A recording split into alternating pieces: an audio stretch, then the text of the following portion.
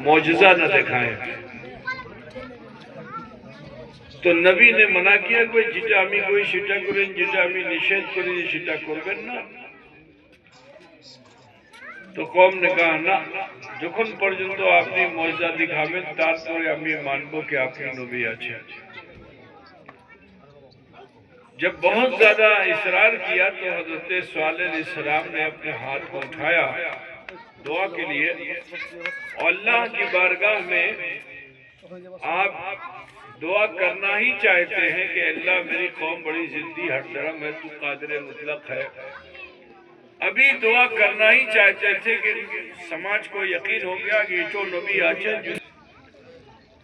जो नबी ने हाथ उठाया तो उन्होंने रोक दिया कि थामेन थामेन আমার বাক্য পূর্ণ হলো না, আমি কিছু और बोलते चाहते हैं।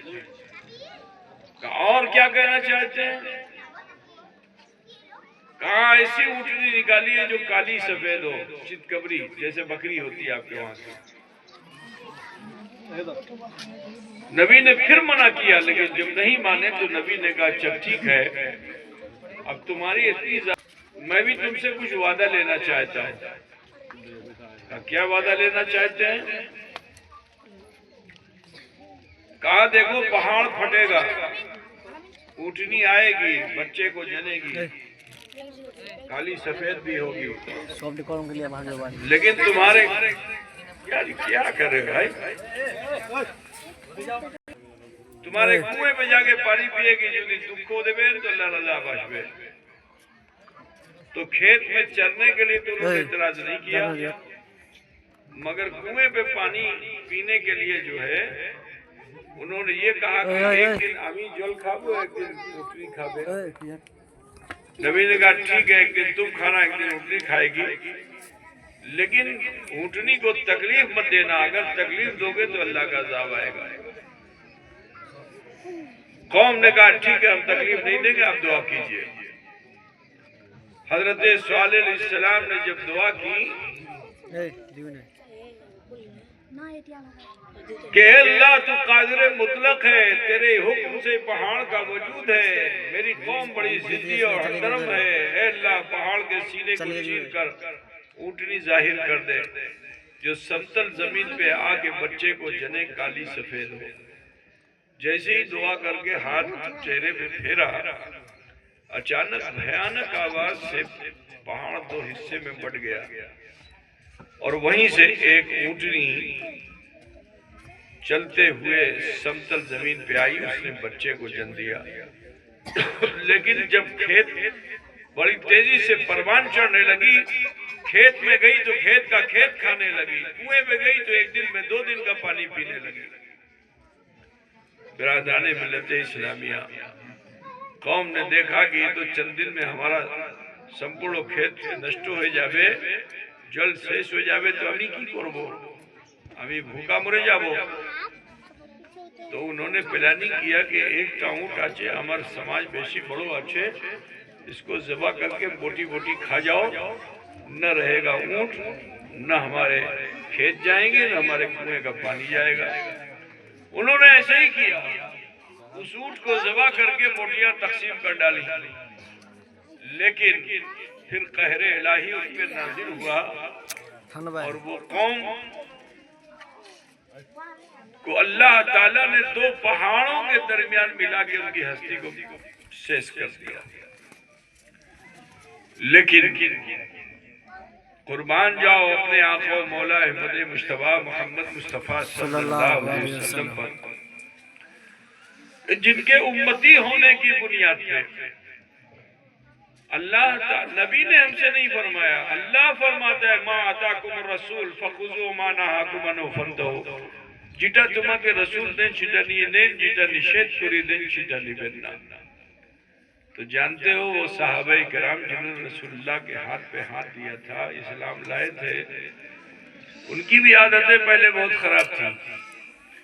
जुआ वो खेलते थे, शराब वो पीते थे, जिना वो करते थे, जुल्म वो करते थे, चोरी वो करते थे, डाका वो डालते थे। कोई बुराई ऐसी नहीं थी कि जो नहीं करते थे। लेकिन जब दामन इस्लाम से मुशर्रफ हो गए, हाथ पे हाथ रख दिया, तो फिर तबीयत का जीना छोड़ दिया। जानते हो, नशा एक ऐसी चीज है कि इसको छोड़ना बहुत मुश्किल है। मिसाल के तौर पर कोई आदमी अगर खैनी खाता है, मिसाल के तौर पर तंबाकू खाता है, गुटखा खाता है, और डॉक्टर ने बताया कि अब अगर तुमने ये गुटखा नहीं छोड़ा तो कैंसर बढ़ जाएगा, तुम मर जाओगे, उसके बावजूद वो नहीं छोड़ता है, उसकी आदत पड़ जाती है। चेजाए के शराब जिसमें शुक्र है, नशा है।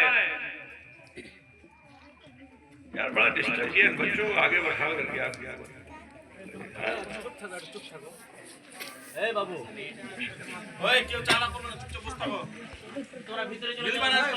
हो गया आप सब बोलने लगोगे तो वैसे जैसे बच्चे वैसे आप लोग भी हो जाओगे, तो इसलिए आप लोग चुप रहिए, इनको देख लेंगे, ठीक है।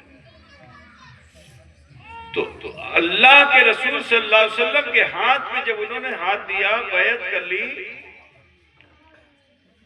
तो जरा सोचो कि शराब जिनकी आदत माँ के पेट में थे, शराब माँ ने पहुंचा दी थी, जब बेथा हो तो शराब, बच्चा पैदा होने में कष्ट हो तो शराब, रात में सोने में बच्चा अगर चिगर चिगर के रोने लगे तो शराब, बच्चे के पेट में दर्द हो तो शराब, हत्ता कि थोड़ा बड़ा हुआ तो माँ बाप के साथ बैठकर शराब, मेहमान के साथ सत्कार में शराब, गर्द के पानी से ज्यादा शराब मक्के के लोग पीते थे। ये शराब ऐसी थी कि इसको अल्लाह ताला ने डायरेक्ट हराम भी नहीं किया, क्योंकि आदत थी। ये मस्जिद नबी में आए शराब पी करके, तो अब नशे की हालत में आदमी जब होगा तो उसकी हालत क्या होगी? वो झूमेगा ऐसे, इधर झूमे तो इधर क्यों नहीं लगी, इधर झूमे तो इधर क्यों नहीं लगी। तो बगल वाले ने कहा ये हमको मारता है, तो उसने उसको मारना शुरू कर दिया, उसने उसको मारना शुरू कर दिया। पूरी सफ में ही हो रहा था, सारी डिसिप्लिन टूटी हुई थी। लेकिन उसी समय अल्लाह ताला ने आयत करीमा नाजिल फरमाई कि ला तक़रबुस सलात व अंतुम सुकारा, कि तुम नमाज के करीब मत जाओ जब नशे में रहो। जरा सोचो, ये शराब ऐसी थी कि जिसको अल्लाह ने डायरेक्ट हराम नहीं किया, लेकिन फिर जब शराब हराम हो गई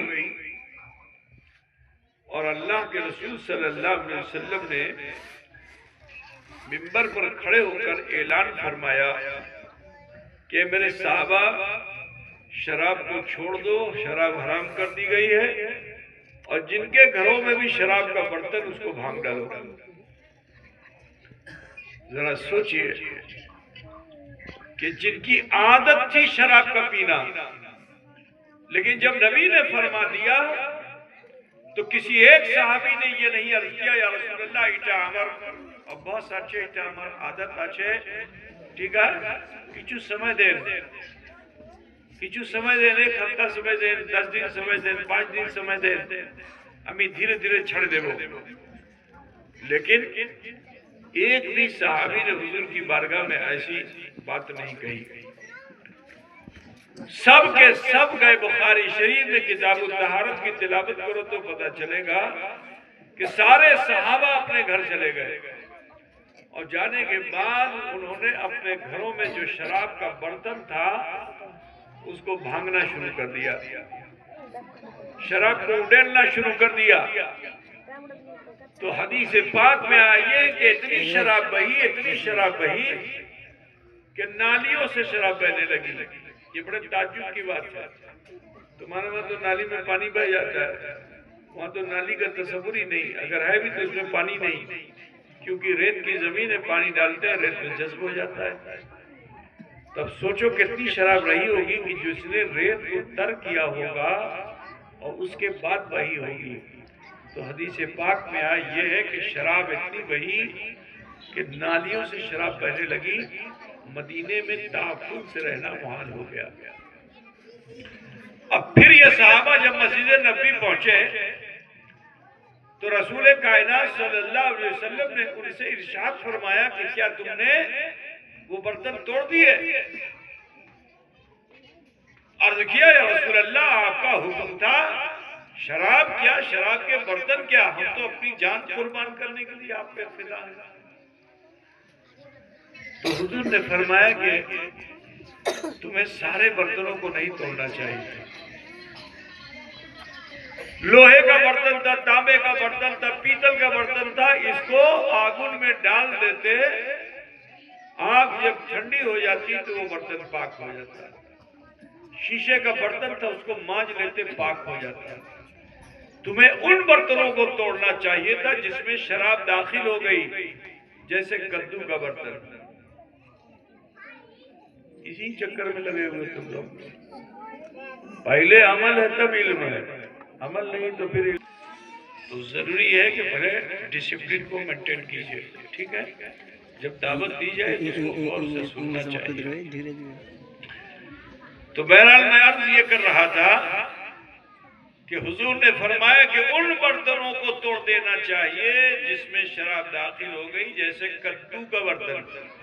जैसे कद्दू आप लोगों ने मालूम है, छत के ऊपर डाल दिया कद्दू हो गया, तो अब वो कद्दू का अंदर का हिस्सा अगर निकाल दिया जाए तो बर्तन बनेगा कि नहीं बनेगा? बन जाएगा ना।